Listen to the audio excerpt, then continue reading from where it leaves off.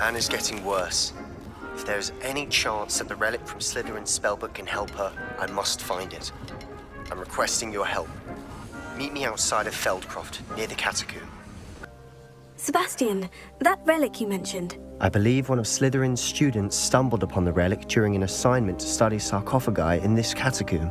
From what I read in a report by the student, they weren't permitted to take it with them, so I must assume it's still here. As I mentioned earlier, this relic grants its holder the power to reverse dark magic curses. If it's in this catacomb, I have to find it. For Anne. I need to see her. I'd be interested to know what else the student discovered. Have a look. Unfortunately, there's no name on it, but I suspect if it was important enough for Slytherin to stash in his spellbook, it's worthy of further study. I'm ready to explore the catacomb. Perhaps we can visit Anne when we've finished. Perfect. By the way, Ominous has been asking about you. You didn't tell him what we were doing, did you? I didn't, I promise. Good. Ominous would be livid if he knew what we were about to do.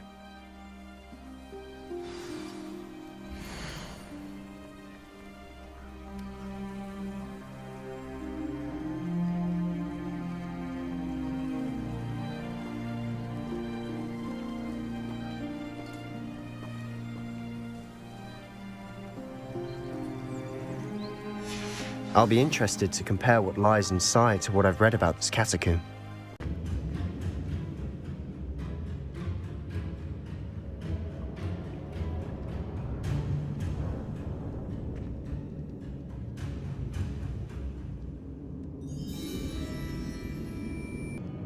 Looks like part of a student's diary. It mentions plans to return for the relic and conjuring barricades using bones. Of course. The student's summary referenced a space beyond the Great Room, which means this can't be a dead end. Let's divide and conquer. You work on sorting out the bone barricades, I'll look around and see what we missed. Hold on to that diary entry. There may be more to it. It does mention something else. It says their next assignment was learning the Imperious Curse. Really? Interesting. We need to focus on moving beyond this room. But let me think for a moment. Do you think the pages were left here on purpose? Slytherin mentioned a student who excelled in charms and always carried a satchel stuffed full of notes. They might have been left on purpose, or the student may have simply dropped them. Of course. I'll start to search for those barricades. Brilliant. Before we trudge on further, I've just realized something. The student's diary mentions the Imperious Curse. I wouldn't be surprised if we're going to need it here. It's an unforgivable, but useful when you're outnumbered. Places the victim completely under the caster's control. So, if you'd like to learn Imperio, I can teach you. Where did you learn the Imperious Curse? I taught myself. Don't tell Ominous that I've told you. It's not exactly something I can brag about, but it may come in handy. I think you ought to know it. Shouldn't I know more about what the curse entails? Remember the blasting curse? Same idea, except when it comes to unforgivable curses, your intention has to be clear. You have to mean it. It's probably wise to know the spell. I couldn't agree more. A spell that could save your life shouldn't be unforgivable. You have a lot at stake. You have an ability that evidently no one's seen for centuries. That worked. Keep going. Dead end. Lovely. All that for nothing. Hold on. Don't give up yet.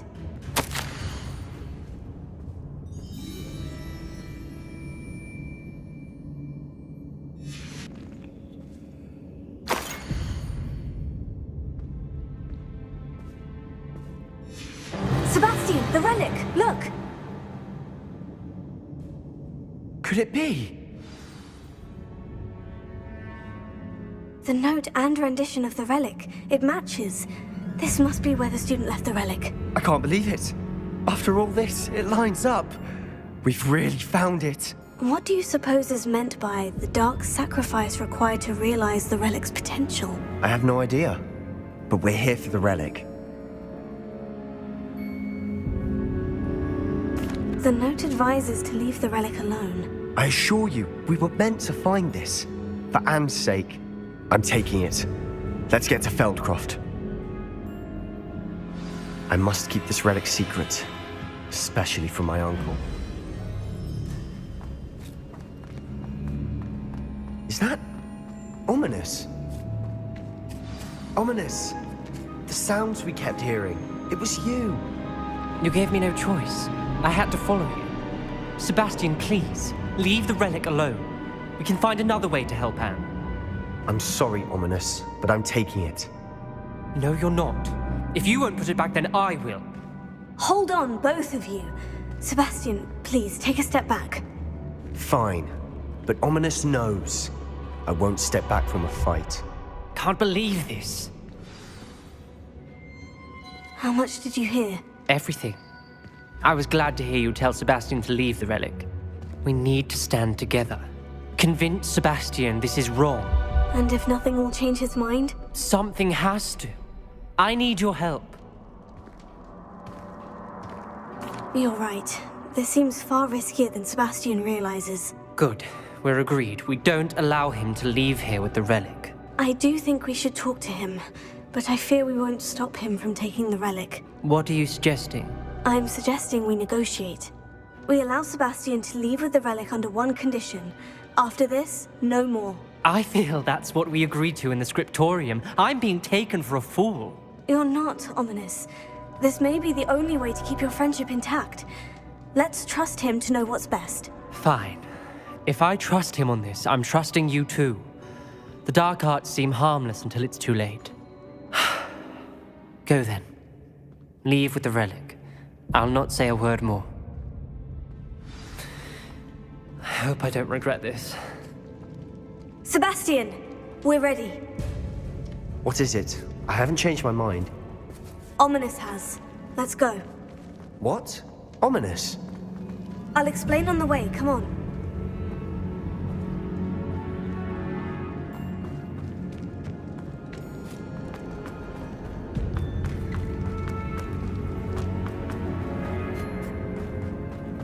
Well, what happened back there?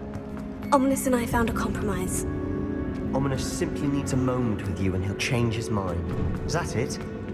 I told him we ought to give you this chance, that the relic is too important to ignore. There has to be more to it than that. Tell me.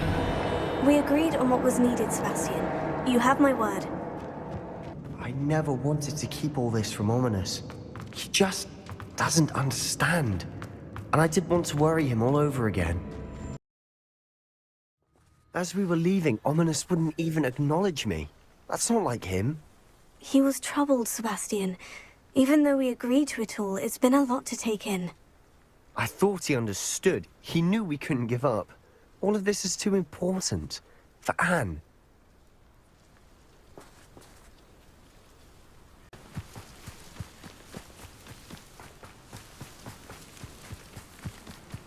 When we get to Feldcroft, I'd rather Anne not know what had to be done to get this relic. She thinks like Ominous. It'd only upset her. Oh no, this isn't good. What is it? Smoke, over there, by the hamlet. Feldcroft's in trouble. They're under attack. Let's hurry. I wonder who lives here.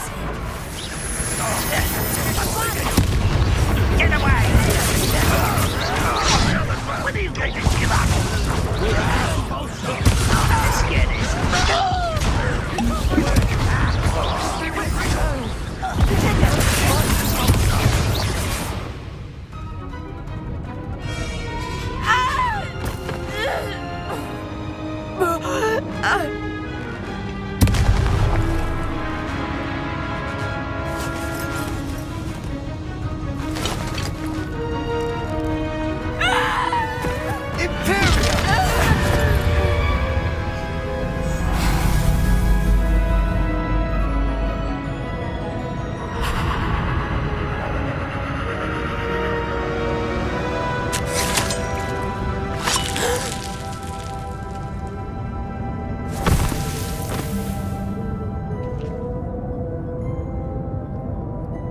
Boy! What have you done? Saved my sister. With an unforgivable curse. From that damned book, no doubt. Your father would be ashamed. You've gone too far, Sebastian. Stay away from her. From all of us.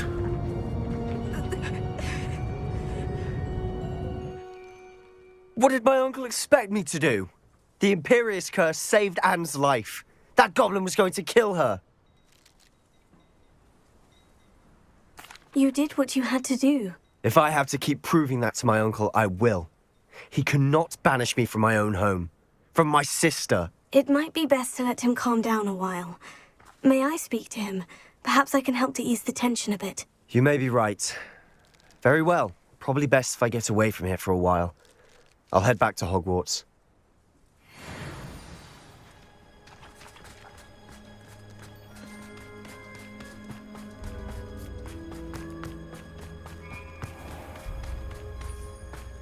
What was he thinking?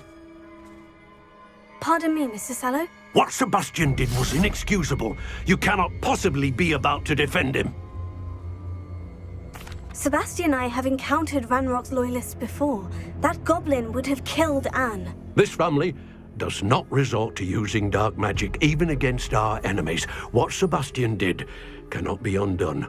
That you are defending Sebastian's behavior at all tells me everything I need to know. You are as guilty as he is. Sebastian is to come nowhere near Feldcroft, nowhere near Anne. Unforgivable curses are so named for a reason. If I hear that either of you continues down this path, if either of you uses dark magic, I will notify the headmaster immediately. Why, Sebastian?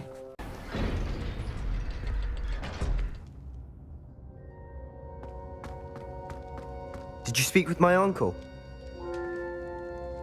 I wish I had better news about your uncle and Anne. Well, what did he say? I'm afraid he wants you nowhere near Feldcroft, nor Anne. I had to stop that goblin from killing my sister. He had no right to banish me from my own twin. If he thinks banishing me means I'm going to give up on Anne, he's sorely mistaken.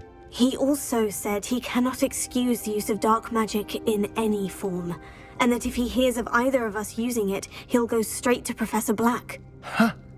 That relic, dark magic or not, is the key to saving Anne. To reverse that curse. I will not lose Anne for good. I should send the crest to Anne. She'll know that we need to meet. I'm afraid I don't follow. Nothing, just a thought. Now I'm more determined than ever to learn what power that relic has. What did you mean you'd send Anne a crest so that she'd know to meet you? We just lost our parents, and we were packing up to go and live with Solomon. We couldn't take everything. She was carefully organizing her prized possessions, a box of artifacts she'd collected to do with our family. Jewelry, cards, old photographs. She got to her favorite, a handmade crest, and without a second thought she handed it to me. "This will keep you safe," she said. "It holds no enchantment, but I've kept it with me since. That's how I can reach Anne.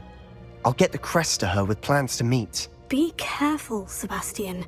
Your uncle could intercept it. We'll be expelled. Even if Ominous is upset with us, he has no love lost for his family.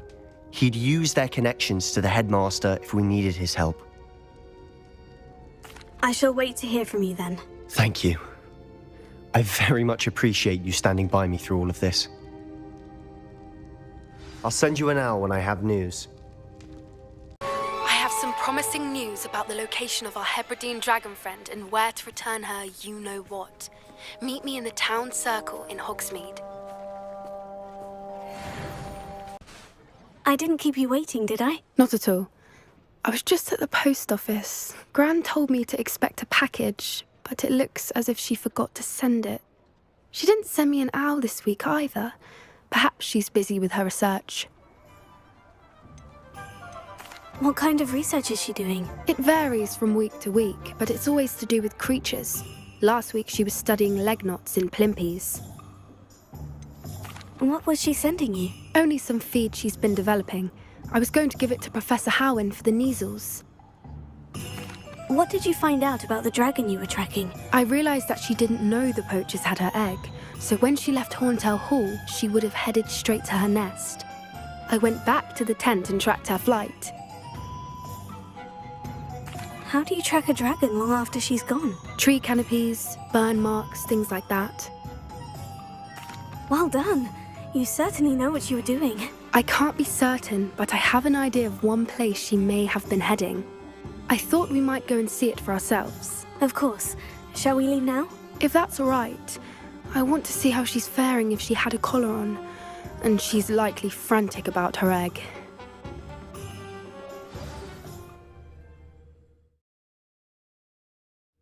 Here we are. I do think this is where we'll find her. The terrain's typical of where the breed would nest. I suspect it's how the poachers found her to begin with. They likely camped here and logged her patterns. Perhaps nabbed her first and then her egg. Dragons are hard enough to wrangle, let alone maternal ones. You got all of that from simply standing here. You'd be surprised how easy it is to think like a poacher. Shall we see if she's home? We only need to return her egg. That sounds straightforward enough. We should be in and out. Then we can be finished with the poachers once and for all. If you're right about finding her here, how do we go about returning the egg? Her nest will likely be in the heart of her den, which she will be keeping guard over. It might also be more charred than anywhere else, I imagine. I don't suppose you've thought about keeping it, have you? No, it belongs to her. Keeping it will make me just as bad as the poachers. Well then, let's find our dragon and return her egg. Wonderful. If she sees us flying about, she might take it as a sign of aggression or food. We should stay on foot. Oh, and one more thing. Let's not agitate her. Goodness knows she's been through enough already. I'm ready when you are.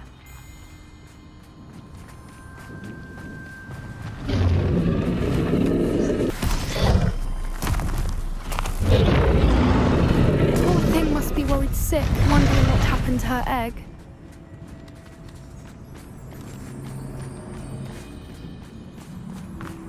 For what it's worth, she doesn't seem to have spotted us yet. Let's hope it stays that way, at least until we've done what we came to do. Now, if we just return her egg, we can hopefully make it out without too much fuss.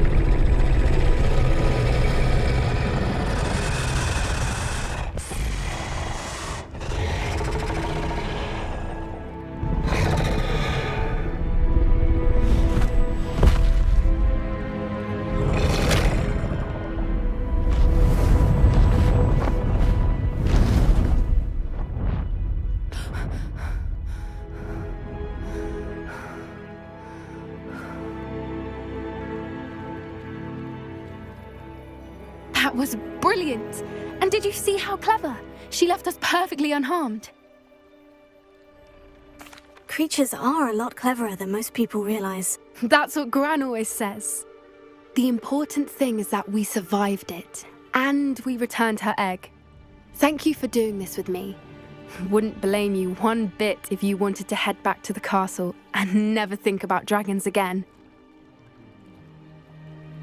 Shall we head back? I'm ready if you are. I am. After our dragon rescue at Horntail Hall, I half expect to be ambushed by poachers any time I'm not in the castle. Understandable. We did sabotage their fighting ring and steal a dragon egg from them. True. So why haven't they come after us? It's not like them to let things lie. Unless what? Unless they haven't let things lie. Oh no, I can't believe I didn't see it. We need to leave. I need to send an owl. Oh good, you're safe. There you are. You were in such a state when you left. The poachers got to my gran. Someone recognized me in Horntail Hall and they got to her. What do you mean? Is she all right? She's fine, thank goodness. But they were at her house, our house. They assumed I'd sent the egg there. She said they took the whole place apart looking for it, screaming that we'd cost them everything. I'm sorry, Poppy. I'm glad she's all right. I don't think either one of us could have anticipated that. I should have known. I underestimated the poachers. And now another creature's in danger. What do you mean? The poachers refused to leave empty-handed, so they took valuable journals that Gran had discovered when she was researching rare creatures. One of them contained theories about a secret hiding place of the Snidget, long thought to be extinct. Exactly what kind of creature is a Snidget? It's a small bird with golden feathers. It's incredible. It has rotational wings that allow it to dart quickly in any direction. In fact, the golden snitch in Quidditch is based on the Snidget, which barbarically was actually used in the sport hundreds of years ago. Why would Snidgets be valuable to poachers? They could make more money with Snidgets than they ever would have fighting dragons. The golden Snidget's feathers and eyes are incredibly valuable. That's why they're believed to be extinct. They were hunted out of existence by wizard kind. If the poachers found some now, I can't bear to think about the horrific way they'd be bred and killed for profit. Where exactly are these Snidgets allegedly hidden? Gran says the journals were a bit cryptic, which is good.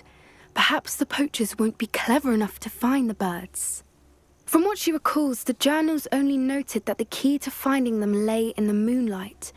Gran thinks it can be narrowed down to a handful of locations. I take it you aren't going to let the poachers anywhere near the Snidgets. Gran wants me to stay out of it, but I know she's devastated that poachers might go after the Snidgets, if they still exist.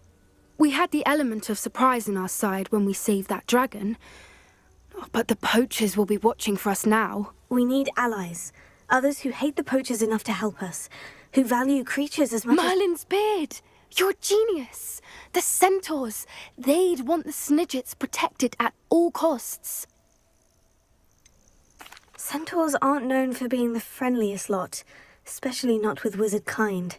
And not right now. We'll need to be careful in how we approach them. Tensions with them are high. Still, I think they may be our only hope. Let me think on it. I'll let you know as soon as I have a plan. Since our visit to Feldcroft, something dawned on me about the triptych. Meet me at the Overlook, just north of the Forbidden Forest, and I'll explain. I thought my owl might pique your interest.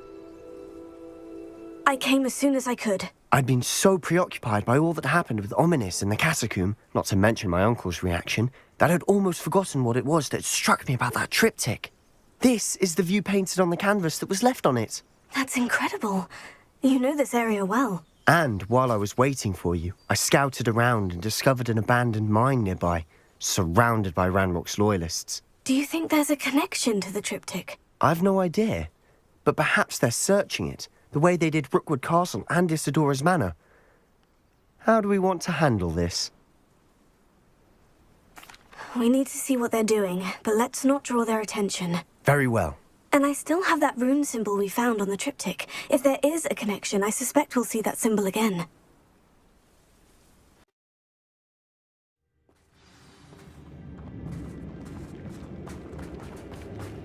For better or for worse, we're in. I don't see myself doing this sort of thing forever, though. Fancy I'll have my own option. Mr. Chalice.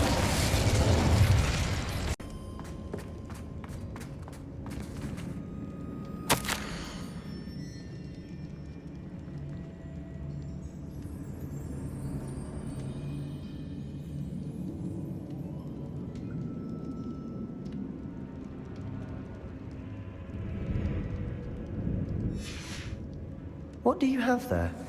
A journal entry by Isadora. Hopefully it will help us unravel more of this mystery. Sebastian, I think I found something. A canvas piece. Brilliant. Our efforts weren't in vain after all. Still, something about this place feels odd.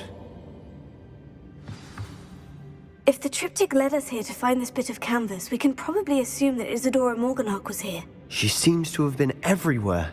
But if she was using the Undercroft and the cellar beneath her manor in Feldcroft, why would she create this space? And why hide it behind cryptic rune symbols and ancient magic that no one but you could see? Isadora and Percival Rackham, another of the keepers, could see traces of ancient magic too. Rackham? I haven't heard his name before. His are some of the memories I've seen. I don't think he and Isadora saw eye to eye on how this magic should be used. This is all rather baffling.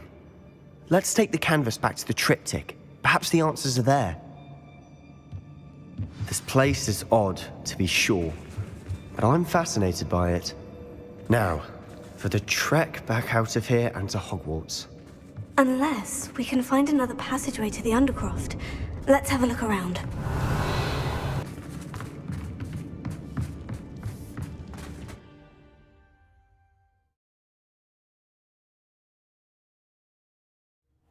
And now for the moment of truth. It has to fit. Please tell me you recognize the location in this bit of canvas. The good news is I do, in fact. And the bad news? We're in for more trouble. I know that coast. Ranrock has taken over a huge mine in the surrounding area. Mornweem has suffered for it. It's as bad as Feldcroft's become. Should we head there now? We should wait. Why? All this time, we've been a step behind Ranrock. I may know someone who could help us get ahead. Who is that? Someone who knows Ranrock personally. They asked me not to mention their name to anyone. A goblin? Tell me I'm wrong. You know goblins cursed my sister to shut her up. Said she should be seen and not heard. I do, but not all goblins. Not all goblins what? Have you forgotten Feldcroft? Have you forgotten the mine we just went through? No, Sebastian, I haven't. You're not listening to me. Why would I listen to someone so ignorant? You don't know what you're saying. Take a breath for a moment. Oh, I know precisely what I'm saying. Unbelievable. We should speak with Mr. Bickle's friends. I believe I can sneak away without drawing my mother's eye. Meet me near Hogsmeade, and we will devise a plan. I'm ready to do what's needed to take Harlow down.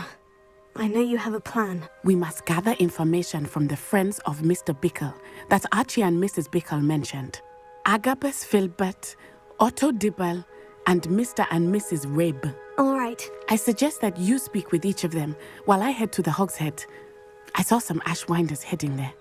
And as my mother would never go near the Hogshead, she is less likely to learn of my activities than if I were to wander the village questioning its residents. Where am I to find these friends of his? I do not know about Mr. Rabe, but his wife, Daisy, is often in Hogsmeade, as is Agabus Filbert.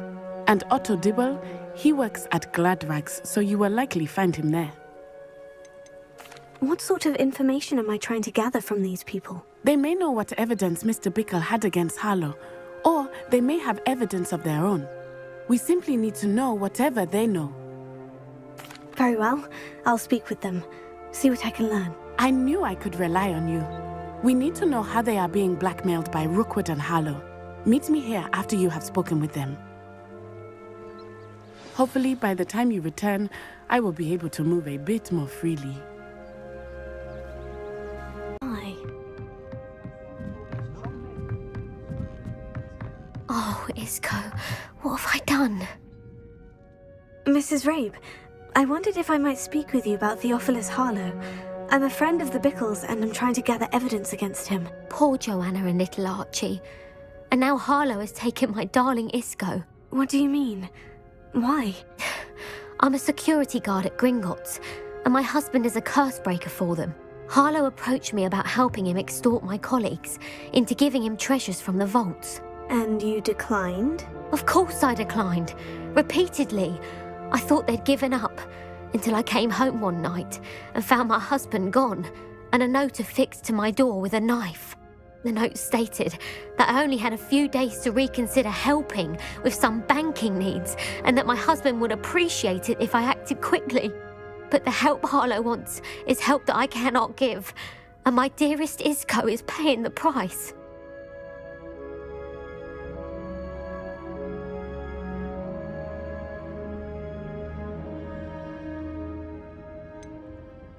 Why wouldn't Harlow extort your husband? Isco's job is even more removed from the vaults than mine.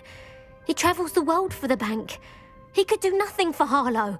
I'm the one in the bank on a daily basis, which evidently makes me an enticing target for blackmail.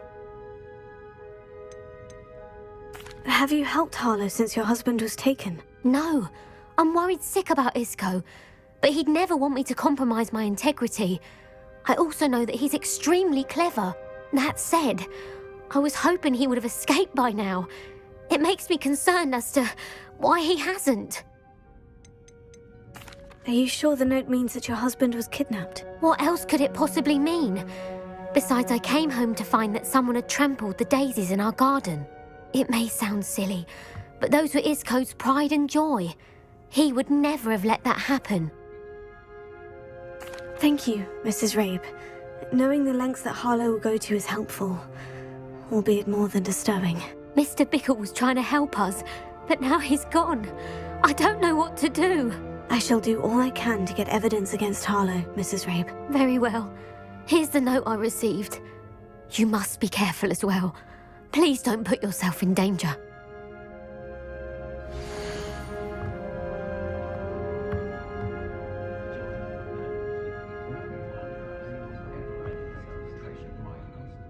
Blood rags. I should check that. But please tell me you didn't take it. But perhaps it's been here all along. Mr. Dibble, may I speak with you? It's about Theophilus Harlow. I've nothing to say about him. May I interest you in a stunning cravat today? Please, sir, I would like to help. I spoke to Mrs. Bickle. You know the Bickles? All right. But we must be discreet. Can't have Mr. Hill hearing this. I know Mr. Hill. He was kind to me the day of the troll attack. Oh, he's a good man. But even he wouldn't understand about Harlow. It started a few weeks ago. I was distracted, reading a note, when you-know-who came into the shop. I hid the note behind the counter and offered to help him. He stared at me for a moment, then asked me to check on an order he'd placed. I went into the storeroom to check on what turned out to be a non-existent order. When I returned, he was holding the note. What was in the note? It was a note from Rosie Hill, Mr. Hill's daughter. You see, we've been, secretly engaged these past 6 months. We haven't told Mr. Hill yet. I dare say he has higher hopes for her. Harlow advised me in no uncertain terms that my relationship with Rosie, not to mention my employment here, depended upon my cooperation. What did he ask you to do? It all happened so quickly. In an instant, he took a very expensive scarf from the counter, pocketed it, and smiled. He said, "Your secret is safe as long as I can supply my lady friend with delightful items like this every so often." I've been able to cover for his requests until now with some creative bookkeeping, but I can't keep it out for much longer. I'm terrified to say anything. I could never live without Rosie. Could you give me a bit more detail about the note that might help me to identify it should I come across it? It's on Rosie's special pink stationery.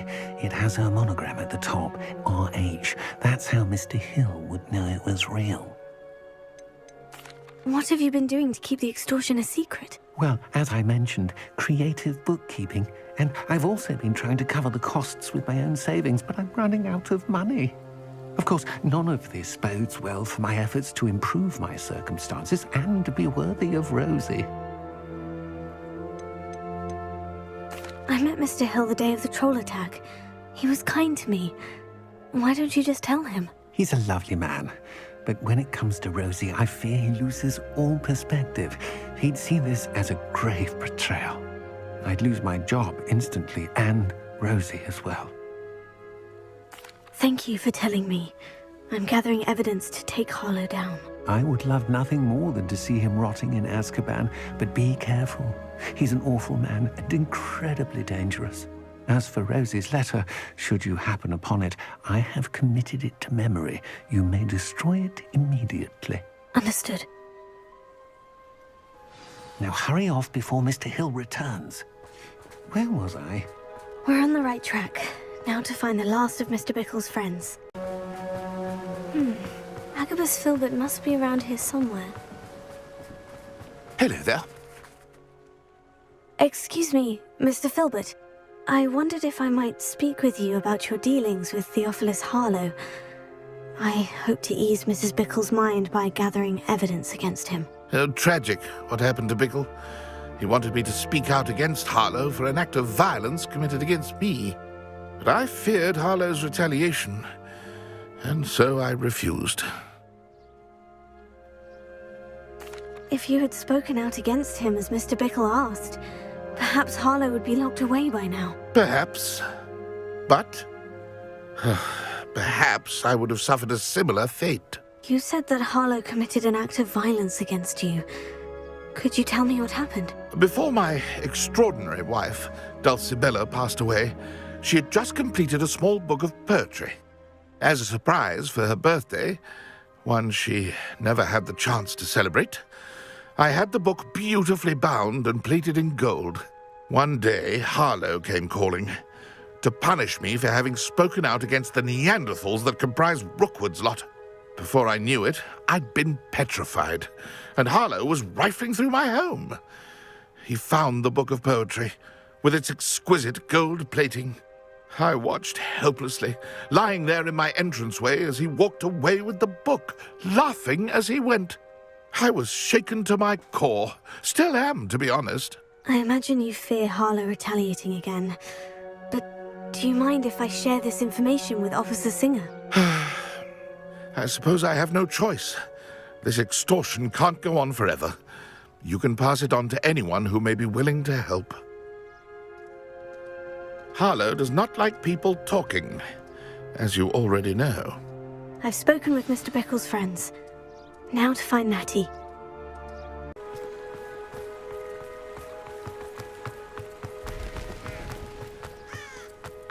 It's not like Natty to be late. She said she was going to the Hog's Head. Perhaps I'll find her there.